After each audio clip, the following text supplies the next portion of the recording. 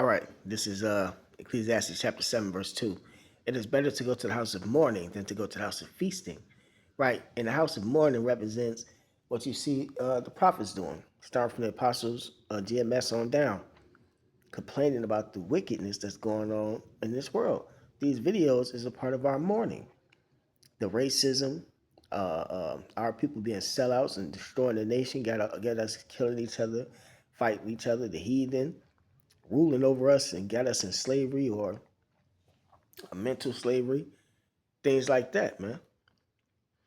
For that is the end of all men, and the living will lay it to heart, will lay it to mind. Sorrow is better than laughter.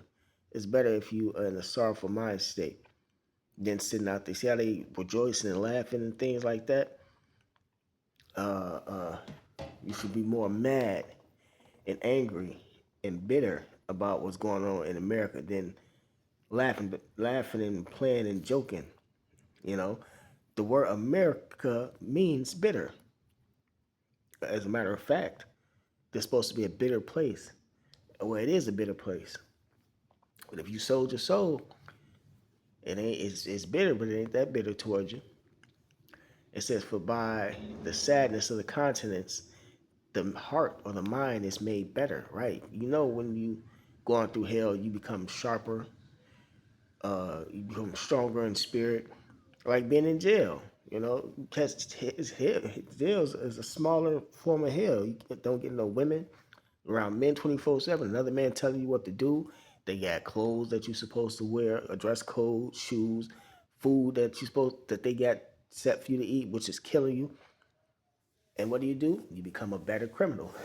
You reading them books and talking and meditating and to be a better criminal than what you was. It makes you sharper in a sense, you know.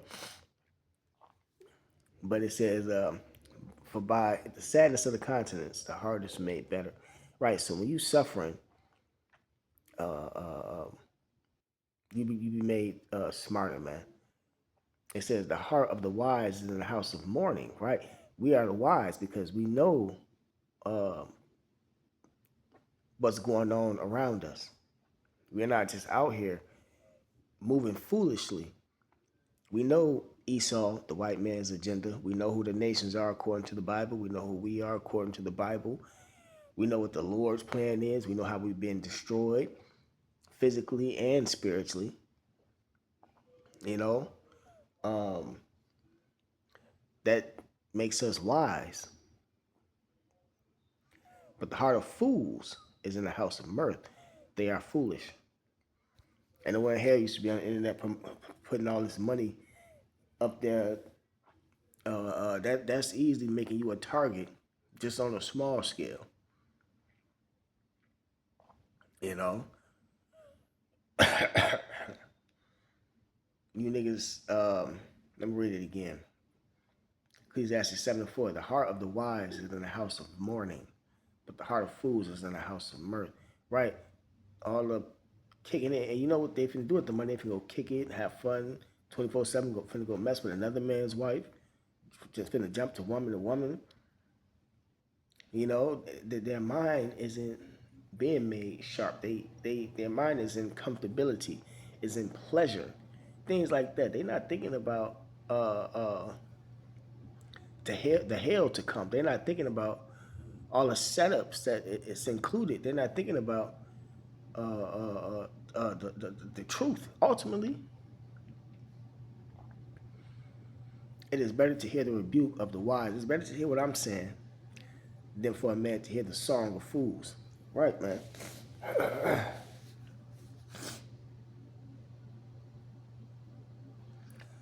Let me jump verse 7. Surely oppression maketh a wise man mad.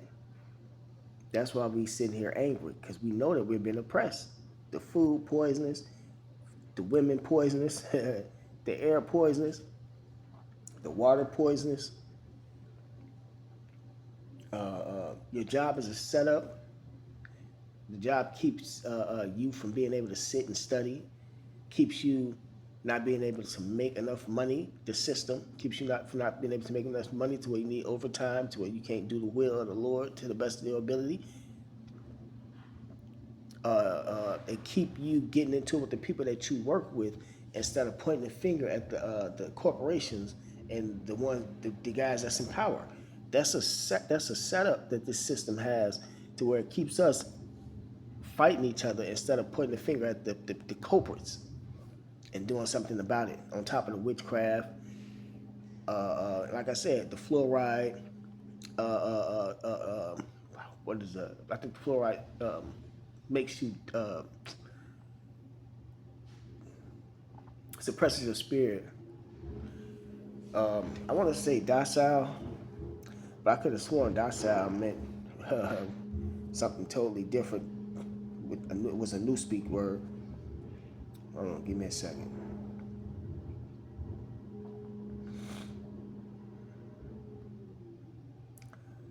Okay. Docile in the English dictionary means willing to accept control or instruction, submissive. Yeah. Let me see what the etymology got to say about it.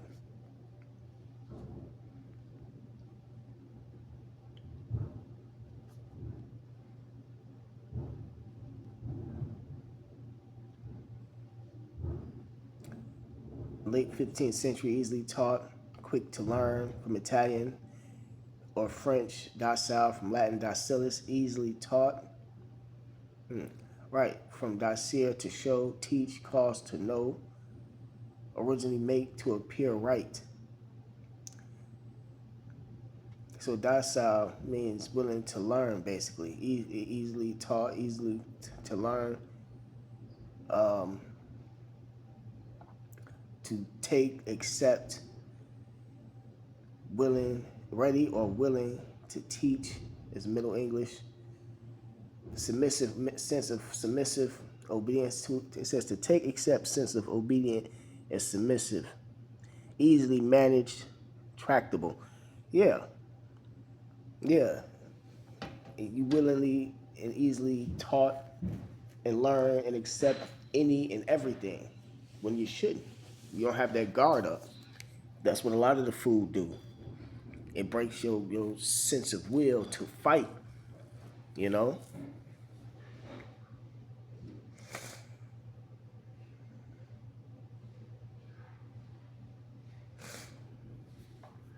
Okay, so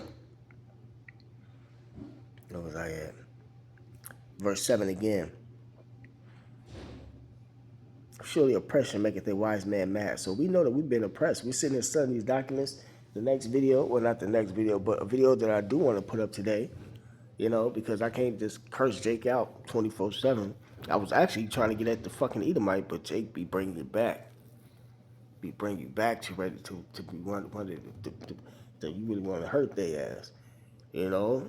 And the only way your outlet is putting up these videos.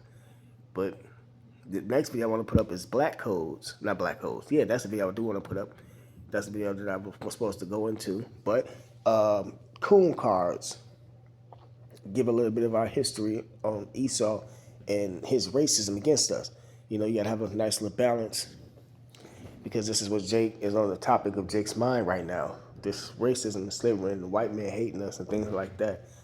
You know, so got to teach him on everything that he has done unto us. Because this devil not exempt, you know. But this devil is the one that's, see, this is part of his society. He put these guys up to keep us fighting each other, keep us into it, you know. It says, a gift destroyeth the heart. That gift is that money. Jake didn't be knowing, you got guys that's been in the truth that then sold out and took the bag, and it blinded them, destroyed their heart, destroyed their mind. They changed the doctrine.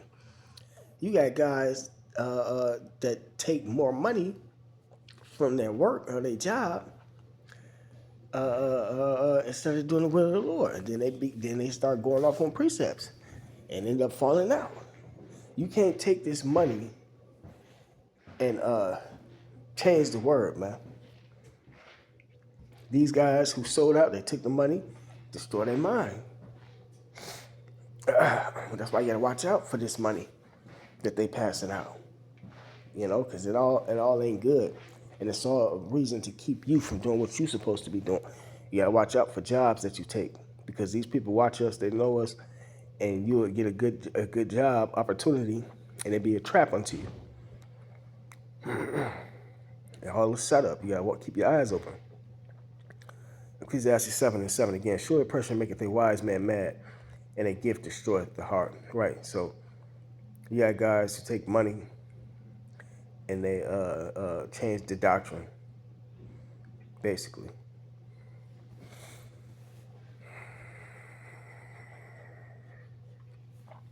Verse 8. Better is the end of a thing than the beginning thereof. Right. Better is the end of Esau's kingdom, than the beginning of his kingdom. Because this kingdom, this place is full of wickedness, it's full of oppression. And the patient in spirit is better than the proud in spirit. The patient, the man that's suffering, patience means to suffer, is better than a proud person. All that boasting about having all this money is vain. What you gonna do with your money? These broke niggas, these broke bitches, you know how all that shit, or what it all goes into. An empty person, a weak-spirited person. The Lord got spirits with vengeance plotting on you. While you sitting there boasting about this money and shit, man.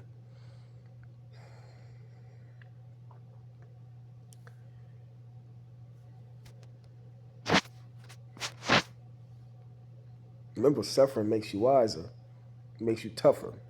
Even when you don't have the truth, it does. I mean, well, the real wisdom is the scriptures, but you ever been through any type of real hell, it made you smarter at how you move, what you thought, made your spirit tougher than the people that were around you, and things like that. So, you motherfuckers that's proud with this money, you best beware, because the Lord getting these guys ready to come at you.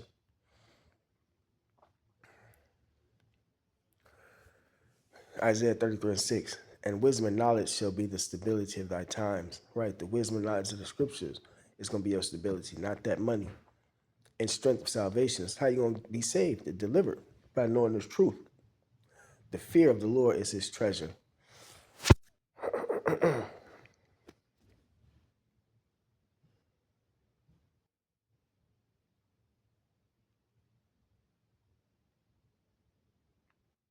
Habakkuk chapter 2, verse 15. Woe, meaning destruction to him that giveth his neighbor drink, that puttest thy bottle to him, and makest him drunken also.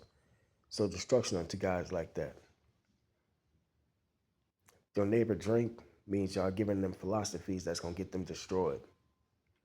And makest him drunken also. Right? He's drunken with the philosophies. That thou mayest look on their nakedness. Their nakedness is them not having the truth, them not being clothed. You got to have on a white garment, which represents righteousness. A garment with no spot represents righteousness. Y'all don't have the garments on. Y'all are naked. Y'all don't have the truth. It's going to be to y'all destruction. Y'all promoting to not have the truth. It's going to be to y'all destruction. With that being said, I'm going to go ahead and end it. Call all Yahweh, Ba'ashem Yahushai, Ba'ashem Kakadash. Double honors to the elders and the apostles that rule well. And salutations to the brothers that's doing the truth and sincerity. Shalom.